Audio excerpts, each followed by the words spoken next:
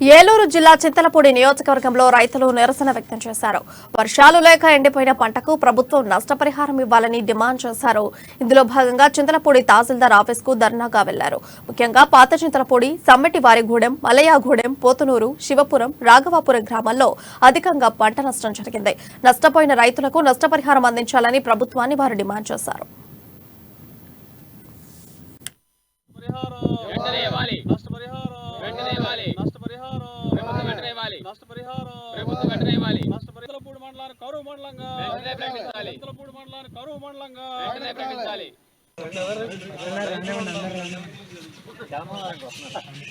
పంటలు నష్టపోయిన రైతులను పంటలు నష్టపోయిన రైతులను ఇవ్వాలి. రైతులకు నష్టపరిహారం, రైతులకు నష్టపరిహారం, రైతులకు నష్టపరిహారం, రైతులకు నష్టపరిహారం, రైతులకు నష్టపరిహారం ప్రకటించారు.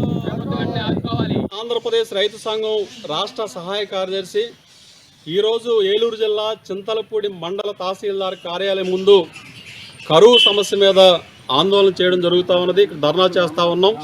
ప్రధానంగా వర్షాభావ పరిస్థితుల వల్ల చింతలపూడి మండలంలో సాధారణ వర్షపాతానికంటే చాలా తక్కువ వర్షపాతం కురవడం వల్ల చెరువుల్లో నీరు లేక రైతులు వేసిన పంటలు ఇవాళ పూర్తిగా ఎండిపోయిన పరిస్థితి కనబడతా ఉంది. గింజ కూడా రైతు చేతికి వచ్చే పరిస్థితి లేదు. ఈ పంట అంతా కూడా తాళైపోయిన పరిస్థితి ఉన్నది. ఎకరానికి 25,000 రూపాయల నుంచి 30,000 రూపాయల వరకు రైతు పెట్టుబడి పెట్టారు. ఈరోజు రైతు కంట కన్నీళ్ళు వస్తూ ఉన్నాయి. ఎందుకంటే కష్టపడి సాగు చేసిన పంట కళ్ళెదుటే ఎండిపోతూ ఉన్నది. ఈరోజు చింతలపూడి ఎత్తిపోతల పథకం కనుక పూర్తి అయి ఉంటే ఈరోజు రైతుకు నీళ్ళు వచ్చి పంటలు పండించుకునే పరిస్థితి ఉండేది.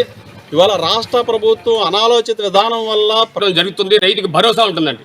కాబట్టి ఈ ప్రభుత్వం కూడా బట్టలు నొక్కా ఫ్రీగా ఇచ్చే ఉచిత పథకాలు కాకుండా రైతుల అభివృద్ధి కోసం కనీసం వాళ్ళ చెరువులు కనీసం అభివృద్ధి చేసే పరిస్థితి లేదండి. చెరువులు మొత్తం ఆక్రమణ పూడైపోయినాయి, కాళ్ళ మొత్తం పూడైపోయినాయి, తూలు మొత్తం పాడైపోయినాయి. చింతలపూడి చెరువు పరిస్థితి పూర్తి మరీ అధ్వానంగా ఉంది.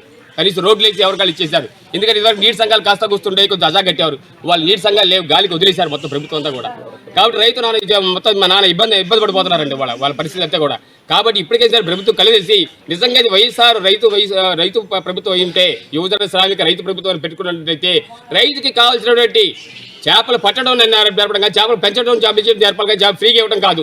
కాబట్టి అదేవిధంగా రైతుకి ఏ విధమైతే ఆర్థికంగా అతను సంపాదించుకునే విధంగా ఏ విధంగా ఉంటుందో ఆ చెరువులను బాగు చేసి ఆ యొక్క కాలం